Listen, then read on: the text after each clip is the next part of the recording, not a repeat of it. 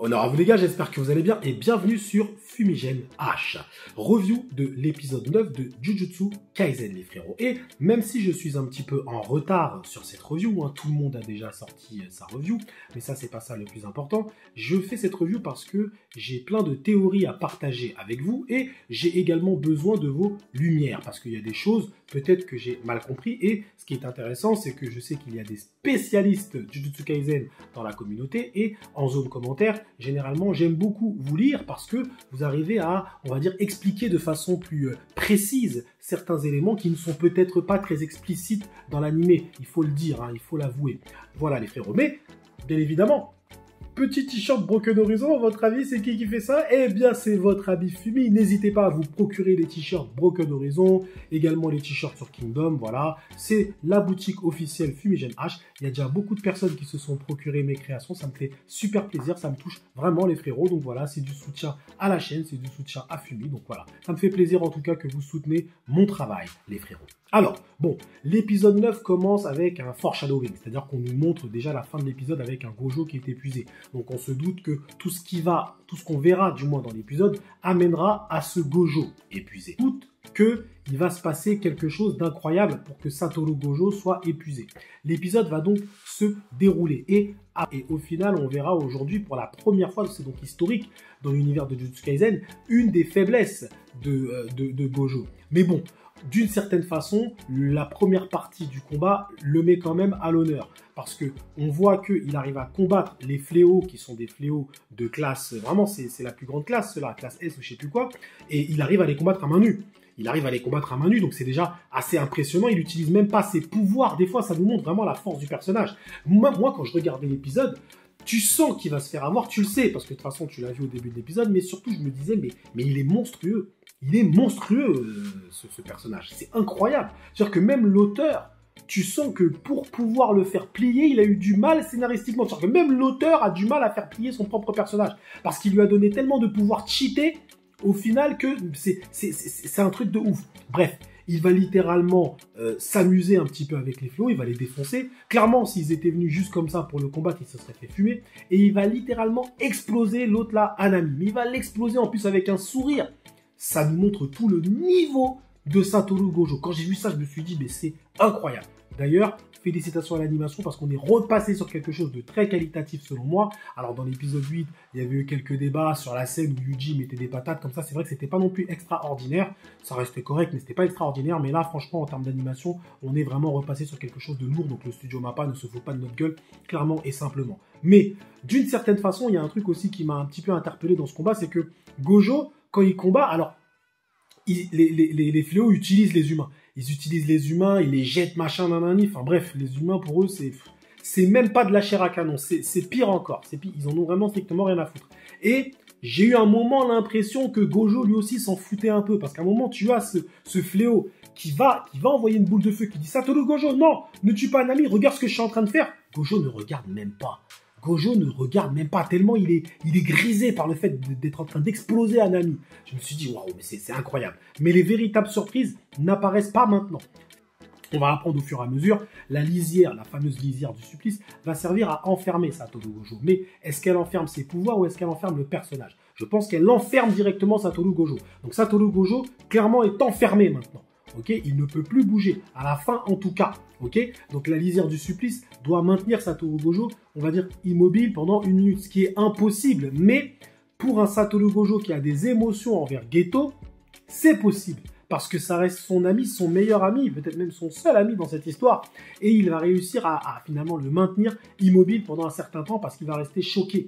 Il va rester choqué et il sera aussi un petit peu fatigué. Donc le plan, rondement mené, le plan de Geto était quand même plutôt pas mal, faut dire la vérité.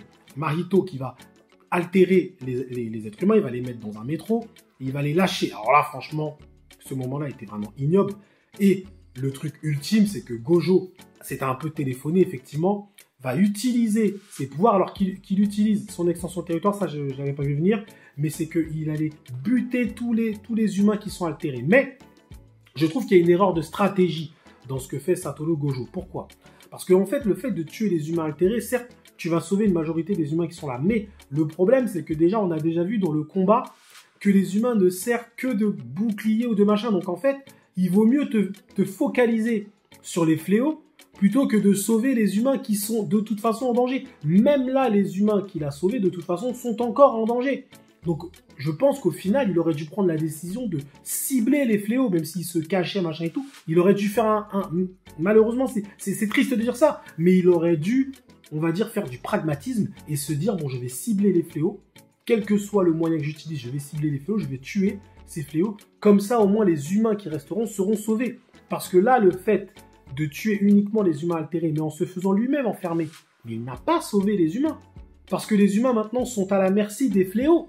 Et oui, donc potentiellement, ils peuvent tous les tuer. Vous voyez ce que je veux dire? Donc, je pense qu'en termes de choix, j'aurais pas fait ce choix-là, moi, en tout cas. Dans la situation où tu es, la manière dont ils utilisent déjà les humains comme bouclier, ils les jettent, ils les tuent, machin et tout, il vaut mieux se focaliser déjà de un sur le mal, sur la cause, plutôt que sur les conséquences. La cause de la mort des humains, ce sont ces fléaux. D'accord? C'est les mecs comme Mahito, tous ces mecs-là. C'est eux que tu dois viser. Parce que là, en allant buter les petits randoms des humains altérés, oui, mais derrière, les humains, tu ne pourras plus les protéger. Et là, ils vont peut-être tous mourir. Je ne sais pas ce qui va se passer après, mais à mon avis, ça va être sale. Donc bref, en tout cas, il a quand même pris la décision la plus logique pour un exorciste qui est là pour, on va dire, protéger les non-exorcistes. Donc attention, sa décision, elle est cohérente dans l'univers du Jujutsu Kaisen. Mais je veux dire, s'il avait fait preuve de pragmatisme, alors c'est un peu salaud de dire ça évidemment, mais s'il avait fait preuve de pragmatisme, je pense qu'il aurait pu sauver un maximum de vies, au final, en prenant cette décision. On verra. En tout cas, Satoru Gojo perd, et donc Geto arrive, mais on s'aperçoit que Geto, en fait, n'est pas Geto. Et oui, Geto n'est pas Geto, Geto n'est pas Geto, Gojo n'est plus Gojo. Enfin bref, c'est une dinguerie. Geto, il ouvre son crâne, tu vois un cerveau qui parle, qui dit qu'en fait, il a pris le corps de Geto, parce qu'il avait besoin des pouvoirs de Geto. Là, les frérots, donnez-moi, j'ai besoin de vos lumières. Je veux vous lire en zone commentaire, donnez-moi vos lumières. Parce que là, moi, quand je dis, j'ai rien compris, je me dis quoi. Geto n'est plus Geto? Qu'est-ce qui se passe dans cette histoire? Je comprends plus rien. Je comprends plus rien, faut dire la vérité. Donc en fait, Geto n'était pas Geto depuis le début. Mais donc où est Geto? Où est Geto? Il est mort alors, Geto. Geto est mort, donc Geto n'a jamais existé. C'est de la dinguerie. C'est de la dinguerie. Tout ce qu'on nous a raconté sur Geto, c'est...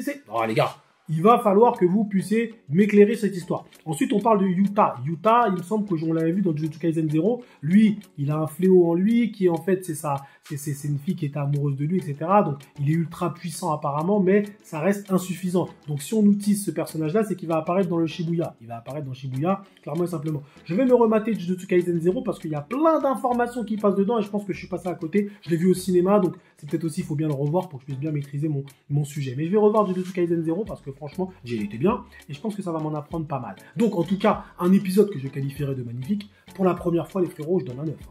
Mais je donne un 9 à tous les niveaux. Scénaristiquement, animation, tout, c'était terrible. C'était vraiment terrible, j'ai kiffé. J'ai kiffé Satoru Gojo, franchement, magnifique, parce que même la façon dont il perd, en fait, c'est intelligent. C'est fait de façon intelligente parce que la façon dont il perd, tu te dis, mais il avait le choix de faire autre chose, mais en vrai, dans un scénario de manga, tu peux pas faire autre chose que ça. Pourquoi? Parce que il est là quand même pour sauver les non-exorcistes. Donc il prend la solution effectivement la plus badass, il fait quelque chose de terrible, mais il s'épuise et il perd. Mais maintenant, l'auteur de Jujutsu Kaisen s'est retiré finalement sa plus grosse difficulté, car sa plus grosse difficulté, c'est Satoru Gojo. Je vous l'ai toujours dit. Satoru Gojo est tellement puissant qu'il est même difficile à gérer pour un scénariste. Et là, il arrive maintenant à se retirer le personnage le plus puissant. Par contre, maintenant, il peut nous faire des combats d'égal à égal avec les fléaux, etc. Yuji, patati patata. Ce qui fait que maintenant, la menace Satoru Gojo, que ce soit pour le lecteur ou pour les antagonistes, eh bien, n'existe plus. Pourquoi c'est une menace pour le lecteur et pour les antagonistes? Parce que lorsque Satoru Gojo, toi en tant que lecteur ou spectateur, tu sais que c'est terminé. Tu le sais, c'est terminé. Il est arrivé, c'est fini. D'accord? Et pour les antagonistes aussi, ils savent que c'est terminé. Mais là, maintenant, justement, c'est terminé pour lui. Pourquoi? Parce que vu qu'il n'est plus là, les enjeux vont se ressentir. La pression va se ressentir. La tension va se ressentir. La tension scénaristique. Donc maintenant, je peux clairement vous dire que tu ne sais pas qui va survivre dans cet arc. Il peut clairement y avoir des morts parce que Satoru Gojo n'est plus là pour les protéger. Clairement et simplement. Donc l'auteur vient de faire quelque chose de hautement intelligent. Et je l'ai dit depuis le début. Je dis, ça se voit que ça va être tourné sur Satoru Gojo. Ça se voit parce qu'il parlait que de lui. Il parlait que de lui et même la première partie de cette saison, c'était sur lui. Donc ça se voyait qu'il allait arriver quelque chose, c'était téléphoné un petit peu. Mais bref, franchement, j'ai hâte de voir la suite de cet arc Shibuya. Je dois avouer, par contre, que ça débute très bien. Est-ce que c'est sur les bases d'un arc masterclass? Très clairement. Très clairement, le début de l'arc Shibuya est vraiment nickel, les frérots. Je n'ai rien à dire. Donc pour l'instant, les gens ne forcent pas. On est vraiment sur un arc terrible. Très clairement, les gens n'ont pas forcé. Attention, on verra sur la suite s'il y a des gens qui ont forcé. Ne vous inquiétez pas, moi j'ai l'œil, j'ai mon Sharingan. Merci à vous d'avoir suivi cette petite review en retard jusqu'au bout. Prenez soin de vous et que l'honneur soit avec Satoru et son pote là maintenant qui s'est retiré son crâne. Ghetto, les deux ghetto, qu'est-ce que c'est que cette histoire? Yuta, viens mon frérot, Yuta, viens faire du sale. Moi j'ai envie de te voir, je t'aimais bien. Allez, prenez soin de vous les frérots.